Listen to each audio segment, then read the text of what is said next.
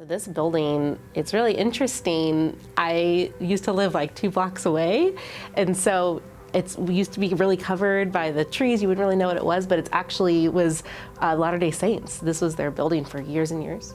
We had an amazing landlord in On-Ramps Covenant Church, and we were at this really cute little blue house downtown, and so to be here now and we can train 100 people in our training center. We had an amazing muralist come in and do this mural for us on this wall.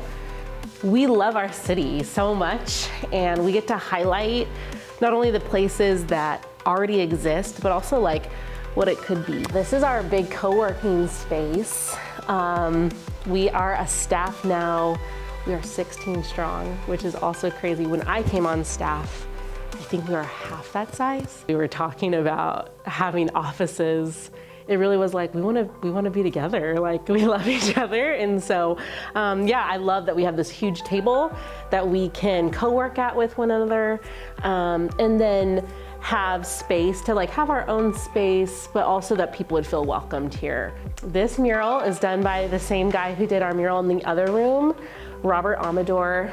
And for this mural, it was what do we do? What's our actual programming?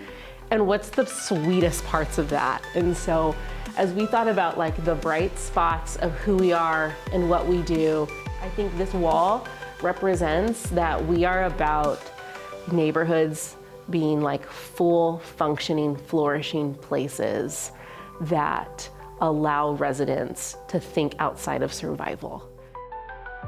I'm still blown away that we have so much space. Andrew has his own office for the first time ever. He's never had his own office. We have a copy room and really beautiful restrooms. Cal Custom Tile donated our kitchen, which is amazing. It's really sweet that we have a place where we can actually cook for other people and host other people. As a staff, we're trying to decide what do we name our spaces? So we ended up naming our training room for Calviva because they've been such an amazing partner with us. And so we had Calviva Training Room A and Calviva Training Room B.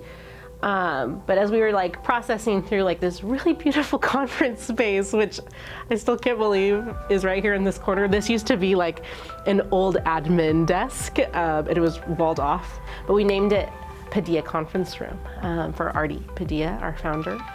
And just the way that he made it all happen from the beginning, and if anyone knows Artie, they know just how relational he is, and that he genuinely believes in the mission of ENP and has never been afraid to allow it to grow.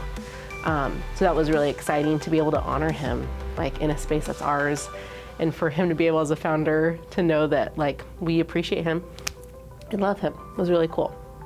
As we began this project, we knew that we were going to be able to purchase the building, but we knew that we didn't want to do it alone, and that was, I think, difficult for all of us because we're we got this, so we can do this by ourselves. And at the end of the day, we don't want to do it alone. Because we believe in those partnerships, because we believe in Fresno, and we know that Fresno wants to invest in Fresno. When we think about Brick by Brick as a campaign, we're really talking about people that we want to stakehold with us. And so we want these 2 brick walls over here on either side to be inscribed with people's names who love us and also want to invest back into the city, back into our schools, back into our neighborhoods.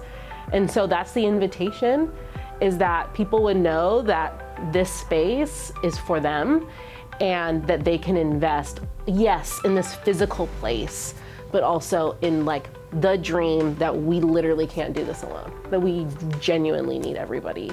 And so I think when I think about the next 2 phases of this building campaign in Brick by Brick, I think about who can we get in the boat with us to make it happen for the long haul, for more sustainability, and make this little corner of Van Ness and McKinley just a spot of light for not only this neighborhood, but all the neighborhoods south of Shaw.